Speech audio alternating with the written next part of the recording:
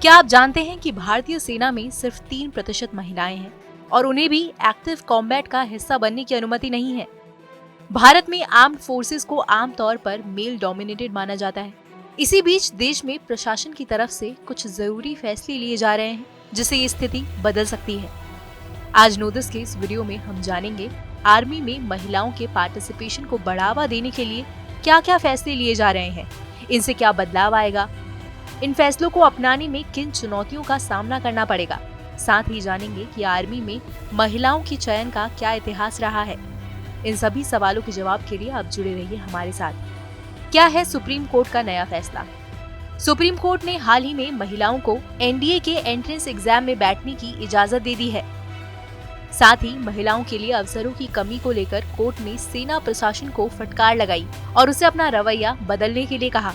आपको बता दें कि एनडीए और नेवल एकेडमी में सिर्फ लड़कों को दाखिला मिलता है। लड़कियों के लिए सेना में शामिल होने के लिए जो अलग अलग ऑप्शन है, उसकी शुरुआत 19 से 21 साल की उम्र से होती है। उनके लिए मिनिमम क्वालिफिकेशन भी ग्रेजुएशन रखी गई है। वहीं लड़के 12वीं के बाद ही एनडीए ज्वाइन कर सकते हैं। पीएम मोदी ने क्या बड़ा ऐलान किया? 15 अगस्त के मौके पर प्रधानमंत्री नरेंद्र मोदी ने ऐलान किया कि अब देश के सैनिक स्कूल में लड़कियों का एडमिशन भी किया जाएगा। सैनिक स्कूलों की स्थापना का मकसद रहा है छात्रों को कम उम्र से ही इंडियन आर्म्ड फोर्स में एंट्री के लिए तैयार करना। अब अगले सेशन से लड़कियां भी इसका हिस्सा बन सकेंगी। सैनिक स्कूलों की स्थापना का विचार वीके कृष्ण मेनन ने रखा था। अभी देश के अलग अलग राज्यों में 33 सैनिक स्कूल हैं। आइए अब जानते हैं कि इन फैसलों से क्या बदलाव होगा।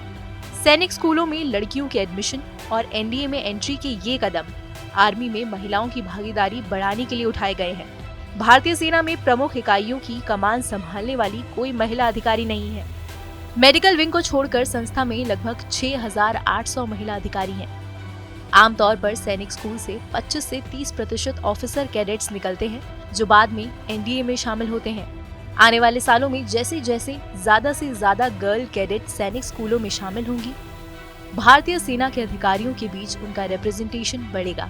जुलाई 2021 तक भारतीय सेना में 90,000 से ज्यादा पद खाली हैं, जबकि 7,900 अधिकारियों की कमी है। केंद्र सरकार और सुप्रीम कोर्ट के इस कदम से सशस्त्र बलों में जेंडर इनइक्वालिटी और कर्मियों की कमी दोनों से निपटने की उम्मीद की जा सकती है। आइए अब जानते हैं कि आगे क्या चुनौतियां आ सकती हैं। एक्सपर्ट के मुताबिक सुप्रीम कोर्ट के फैसले को तुरंत लागू करने में मुश्किलें आ सकती हैं। एडमिनिस्ट्रेटिव और इंफ्रास्ट्रक्चरल एस्पेक्ट से कई चीजों में बदलाव की जरूरत होगी। ट्रेनिंग मॉड्यूल्स को भी बदलने की जरूरत पड़ सकती है, क्योंकि कुछ लोगों की राय रही है कि युद्ध क्षेत्रों में महिलाओं की तैनाती के लिए उन्हें शारीरिक और मनोवैज्ञानिक तौर पर तैयार करना आसान नहीं होगा। वहीं कई जानकार महिलाओं की वल्नरेबिलिटी के हिसाब से फ्रंटलाइन पर उनके डिप्लॉयमेंट पर चिंता जताते रहे हैं। आइए अब जानते हैं कि आर्मी में कब शुरू हुई महिलाओं की भर्ती। भारतीय सेना में महिलाओं की भूमिका 1888 से शुरू हुई, जब ब्रिटिश राज के दौरान इंडियन मिलिट्री नर्सिंग सर्विस का गठन हुआ था।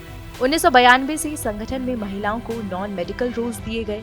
इसके बाद 2015 में फाइटर पायलट्स के रूप में महिलाओं ने न्यू कॉम्बैट एयरफोर्स में काम करना शुरू किया।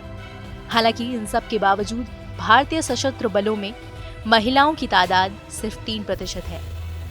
हमारी इस रिपोर्ट पर आपकी क्या राय है, कमेंट सेक्शन में लिखकर जरूर बताएं।